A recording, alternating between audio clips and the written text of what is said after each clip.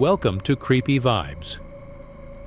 Tonight we're heading deep into the Appalachian Mountains, a land wrapped in thick forests, old legends, and shadows that stretch farther than the eye can see.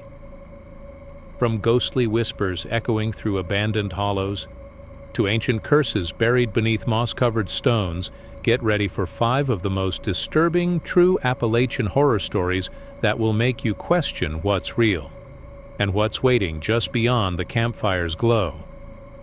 But before we begin, here's something strange. Most viewers make one huge mistake. They leave without subscribing, and by doing so, they miss out on the creepiest, spine-tingling tales that only the bravest dare to hear. Don't be one of them. Hit that subscribe button now, because tonight's just the beginning, and the terror lurking in the Appalachian night is far from over. So, where are you watching from? And what time is it there? Let me know in the comments, because here, the darkness is just settling in and the horror is ready to unfold. Now, let's dive into the darkness.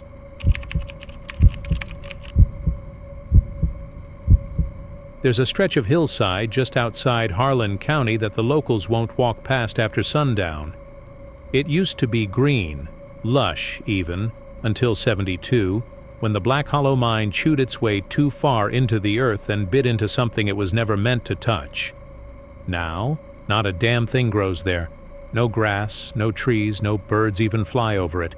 You'd swear the soil got poisoned, but that's not what the old-timers say. The real ones, the men with cracked hands and coal-black lungs, they whisper something different. They say the miners didn't just hit rock that night. They hit bone. Back then, Black Hollow was just another hole in the side of a godforsaken mountain, one of dozens. They drilled through the days and nights, and they didn't care what bled or screamed when the drills hit deep. But something happened on November 6, 1972, during the graveyard shift. It was a quiet night, fog thick like soup and heavy enough to press on your chest. 15 men went in at midnight. At 3:12 a.m., the mountain groaned like it was alive, and the mine caved in. Whole thing swallowed up like it was never there. When they pulled the bodies out, 8 of them to be exact, there wasn't a scratch on them, not a broken limb, not a drop of blood. They looked like they just sat down and died of fright. Wide eyes, mouths stretched open like black holes, screaming but silent now. Doc Conway said he'd never seen anything like it. "It's like something sucked the life out of them," he muttered, wiping sweat from his brow. Like they saw something that broke their minds before it broke their hearts. The rest of the men, never found. Not even a boot. It didn't end with the dead. Within weeks, the earth wouldn't stop moving. Not full-on tremors, just a low, groaning sort of shift, like the land was adjusting to something new inside it. And then the moaning started. At first, folks chalked it up to the wind, or old mine shafts settling. But it wasn't the wind. The wind didn't carry voices. The sounds came late, around 2 or 3 a.m. Not loud at first, just a soft, aching sound, like someone crying through layers of dirt and stone. The kind of sound that made your skin crawl, even if you couldn't quite explain why. Then came the animals. Dogs started vanishing. Barn cats disappeared. Horses were found dead in their stalls, eyes open, foam crusted around their mouths. One farmer's pigs chewed each other to death in the pen. And then there was Harold Sims. Harold was a retired miner himself. Big man, quiet, kept to himself after his younger brother Curtis died in the collapse. Loved that boy more than his own life, folks said. In the summer of '73, Harold walked into Lou's general store looking like he'd seen a ghost. Not drunk, not high, just broken. He said he'd seen Curtis the night before. Said he was standing at the edge of the woods near their old home, just beyond the tree line, still wearing his soot-covered overalls. Curtis didn't speak, didn't move, just stood there, watching, with eyes black as coal and something crawling just beneath his skin. Harold stared at him for a full minute before blinking. Curtis was gone. The next morning, Harold boarded up his house, packed what he could, and left town. No goodbye. No forwarding address, just gone. By 74, the county sealed the Black Hollow entrance with steel-reinforced concrete, sealed it good and deep, paid a preacher to bless it. Folks figured that was the end of it, but nothing stays buried forever. Some nights, when the wind dies and the fog rolls in thick from the mountains, you can still hear it, the screaming.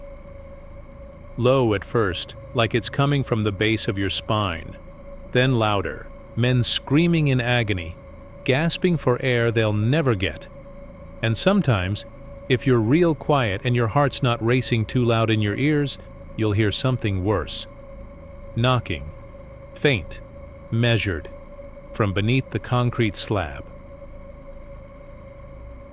One knock, then another, then two more in a row, like someone is still down there, counting the days. A few years back, a teenager dared another to spend the night at the site.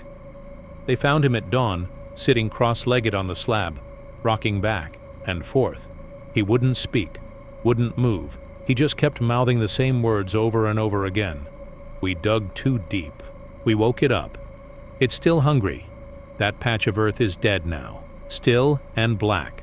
No birds, no insects, just a hollow feeling in your gut if you stand too close. They called it Black Hollow. But that name doesn't do it justice. It isn't just a hollow in the mountain, it's a mouth. And it remembers.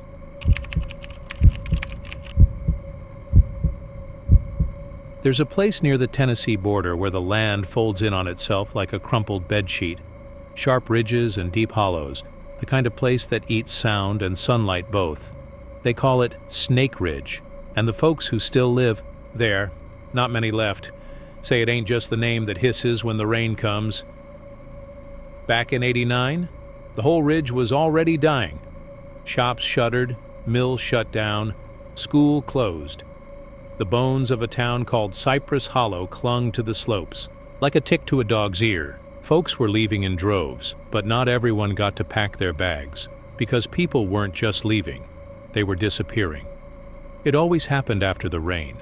Thunder would roll down the ridge like a drumbeat from God's own funeral march, and the rain would come sideways, hurling itself at tin roofs and rotten porches. And when it stopped, when the mist lifted and the air turned still and wet as a grave, someone would be gone. No struggle, no trail, just an open door or a truck left idling in a gravel driveway. People muttered about it. The wood's taken. Back what's hers, they'd say, spitting tobacco and pulling their jackets tighter. Old superstition, but superstition's just fear with a face, and that fear had a name by the end of the summer. Boone Taggart. Boone was a hunter, lived up near the ridgeline. Just him and a rust-colored hound named Roscoe. A big man with arms like tree trunks and a beard that could catch twigs. He'd always said he didn't fear the woods, and if the woods came calling, well, she better bring a bigger gun. Then Boone found the skins. It was late August, right after one of the meanest storms they'd seen in years. Trees blown over, power out for days. Boone went out tracking deer, said the prints were fresh. Roscoe caught the scent first, went still and whined like something had burned his nose.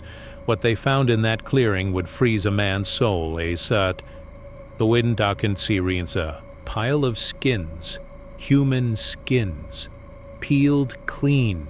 No meat, no muscle, no bones, just suits of flesh, each one folded neat and square like laundry waiting to be put away. Boone saw fingernails, eyelids, even a birthmark he recognized on the thigh of a woman gone missing 2 weeks before. Boone didn't speak much after that, just came back to town, pale and shaking, muttered something about, "It ain't right what's living up there," and locked himself in his cabin. 3 days later, he was gone. What folks remember most was the smell.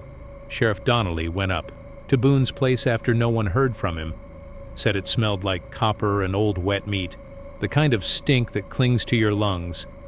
Cabin was untouched, coffee still hot on the stove. Roscoe found outside, curled up dead like something, had scared the life out of him. No wounds, just fear. But inside, carved into the wood of the kitchen table, was a single word. It That's when the stories got worse. A woman named Annie Mayfield swore her son, Mikey, came back to her 2 weeks after he'd vanished.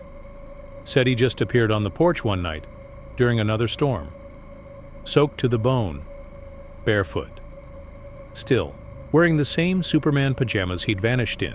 He didn't speak, didn't cry, just stood there, breathing real slow, head tilted to the side like he was listening to something far away. Annie ran to the door, her heart breaking wide open with hope. But when she opened it, he smiled. She said it was Mikey's face, but not Mikey's smile. Too wide, too many teeth, and his eyes, oh God, his eyes were too still. She slammed the door, locked it, bolted the windows, sat in the corner with a kitchen knife clutched in both hands. Mikey stood on the porch until dawn, and then he was gone. People said it mimicked voices, too. Lured folks out by sounding like their loved ones, whispered their names through the trees, screamed like lost children. One man, Eddie Price, shot himself after claiming his dead wife begged him to let her inside every night. But here's the part that chills me the most. In 1990, a group of hikers from Asheville went exploring Snake Ridge. They never made it back. All they found was a single backpack, torn wide open like something had ripped it from the inside out. Inside was a map. On the back of it, scrawled in red ink, were the words, "It wears us." These days, no one talks much about Cypress Hollow. Nothing left up there now but moldy cabins, vines, and silence that feels like it's listening. Folks who know better don't go near Snake Ridge when the rain starts. They board up the windows, turn the radios loud, keep the fires hot and their backs to the walls, because they say it's still there, whatever it is. Not quite animal, not quite human. Something old that crawled out from under the roots of the world.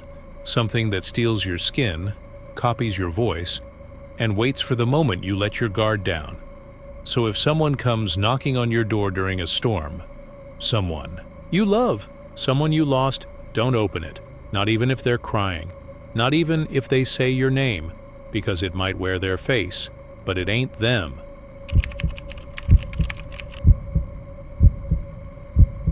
There's a place in Pendleton County, West Virginia, where the trees grow too close and the wind always smells like wet leaves. The locals call it Spruce Knob. Though what's left of the old town is more memory than map now, people still whisper about what happened there in the fall of 1961. Most of those who knew anything are either dead or wish they were. The story goes like this. In October of that year, the fog came, and it didn't leave.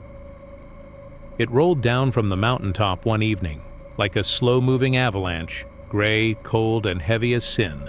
It swallowed the roads, the trees, the creeks, and finally the houses. At first, folks figured it was just an early start to winter, mountain weather being what it is, but then a day passed, then 2, then 5. The fog didn't budge, didn't thin, didn't break.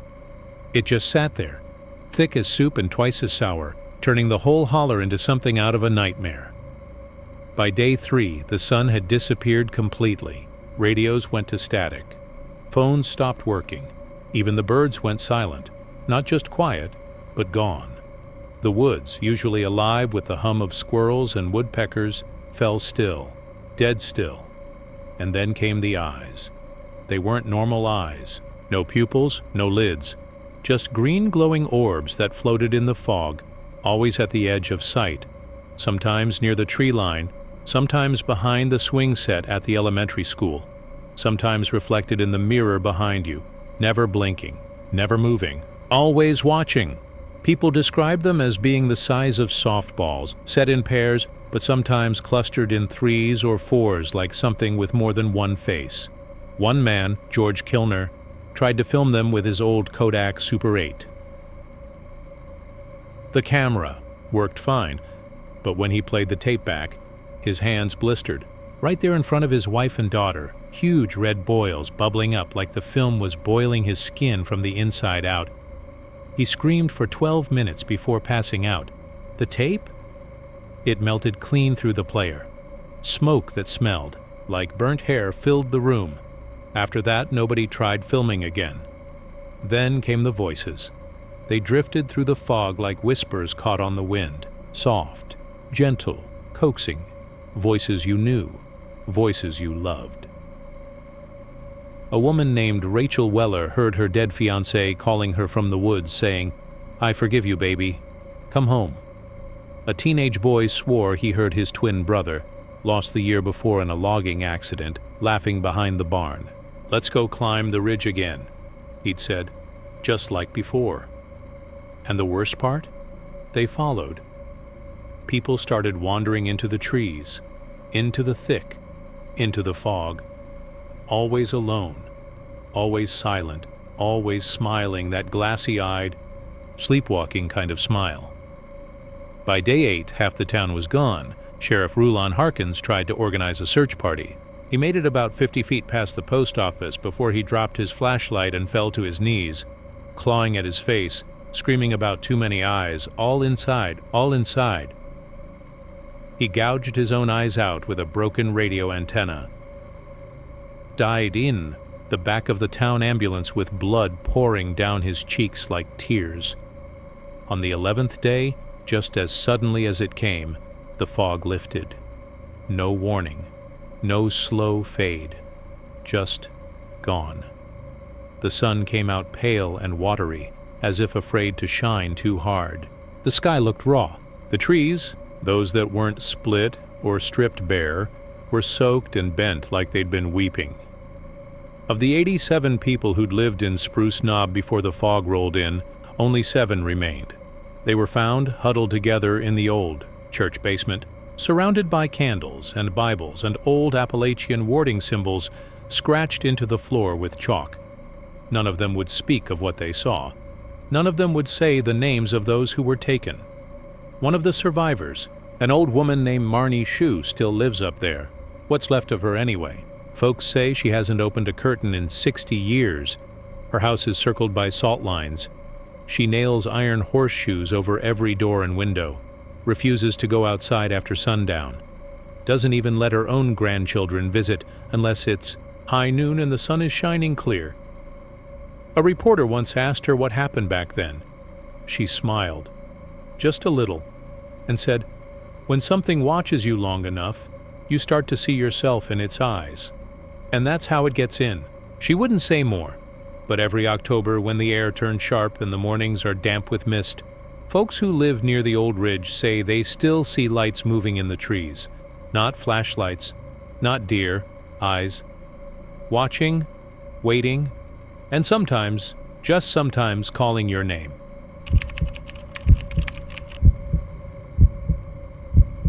You can still smell the coal dust in Paintsville if you stand in the right part of town, where the hills close in like jaws and the wind tastes like ash.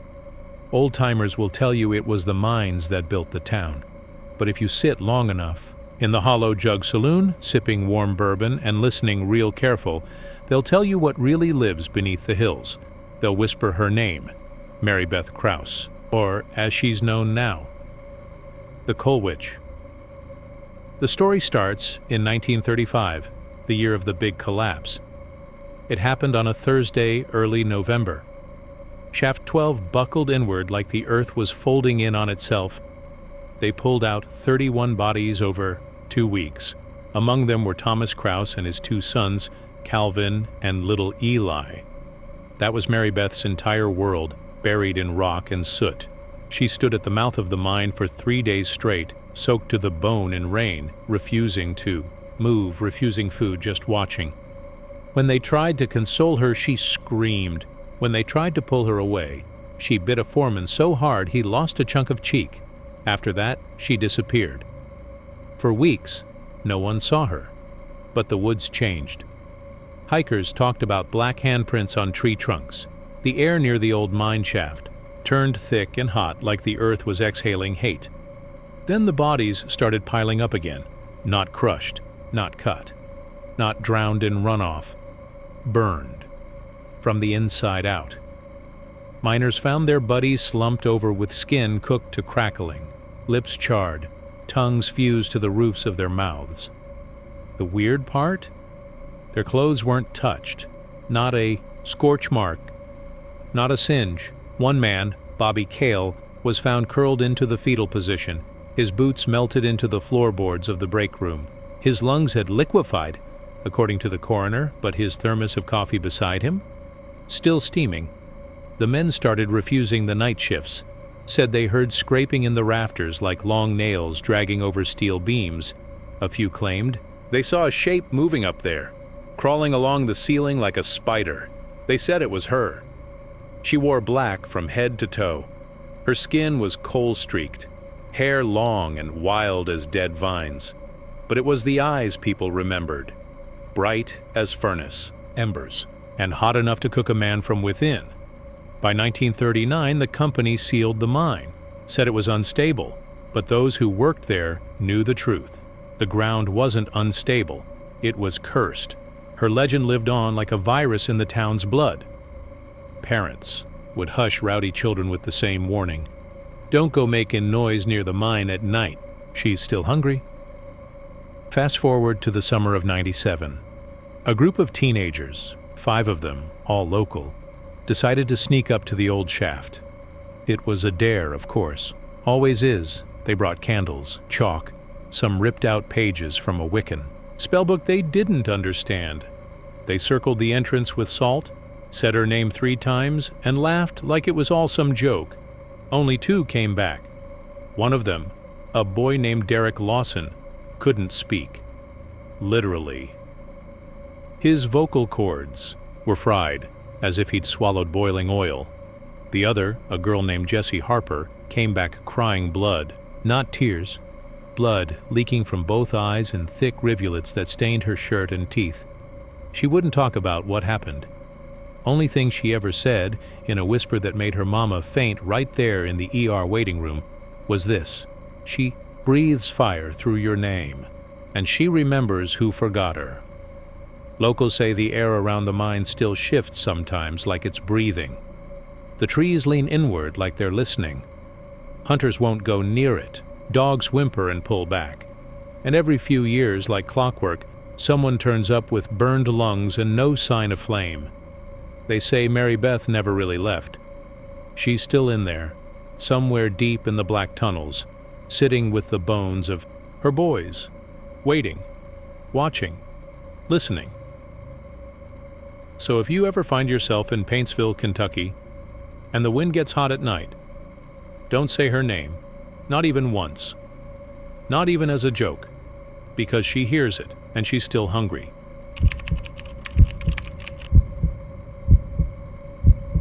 There's a place deep in the Tennessee hills where the trees grow twisted and the ground hums if you stand still long enough. Locals call it Lost Hollow, but most folks avoid saying the name out loud, like it might summon something. You won't find it on maps anymore. That little pocket of land got swallowed by the woods decades ago. But if you know the old stories, if you've heard what happened there back in the summer of 1947, you'll understand why nobody goes looking. The Lost. Hollow Church was built sometime in the 1800s by settlers looking for a clean start. Hand-cut lumber, stone foundation, blood and sweat poured into every nail and beam. It was the only building for miles, the heart of the hollow. They held services every Sunday, potlucks once a month, and funerals often, given how harsh life was back then. But something about that place never sat right. The preacher's voice always seemed to echo too long, even when the windows were open. The air inside felt heavy, close, like the church was always holding its breath. Then came the service in July of 1947, the last one. There were 37 people in attendance that Sunday. Farmers, mothers with their squirming children, old, war widows, men with calloused hands and hollow eyes. They came dressed in their Sunday best, clutching Bibles and fanning themselves against the heat. The preacher, a man named Elijah Darnell, climbed the pulpit just after 11. He looked tired, thinner than usual, skin pale like milk gone sour. Witnesses later said his eyes had gone glassy, like he wasn't fully in the room. He didn't open his Bible, didn't say the usual words. Instead, he began chanting, not preaching, chanting in a language no one recognized. Not Latin, not anything from the good book. It sounded old, older than the dirt, then older than God. At first, the congregation thought it was some kind of lesson, some dramatic parable. But then the air shifted. People said the sunlight coming through the windows started to bend, curling like smoke. The wooden floor felt hot under their shoes. Then came the screaming. One woman, June Talley, clawed at her own face until her fingernails tore away. A teenage boy stood up and ran straight into the wall over and over until his skull cracked like a dropped melon. Another man bit off his own tongue and tried to swallow it. Blood sprayed across the hymnals. Children shrieked and laughed at the same time. A dozen people dropped to their knees, crying, vomiting, clawing at their ears. And through it all, the preacher just kept chanting, faster and louder, rocking back and forth like a pendulum wound too tight. When the sheriff's deputy arrived 2 hours later, they found the church silent. No birds, no wind, no noise but the creaking of the front door. 30 bodies were sprawled across the pews and floor, some twisted into shapes that didn't make sense. The rest wandered aimlessly in the woods, naked and wild-eyed, speaking gibberish. They found Elijah Darnell still in the pulpit, eyes rolled back, his mouth a black, gaping hole. He wasn't dead, but he never spoke again. The town tried to erase what happened. They buried the dead, institutionalized the survivors, and boarded up the church. A group of men tried to burn it down 2 weeks later.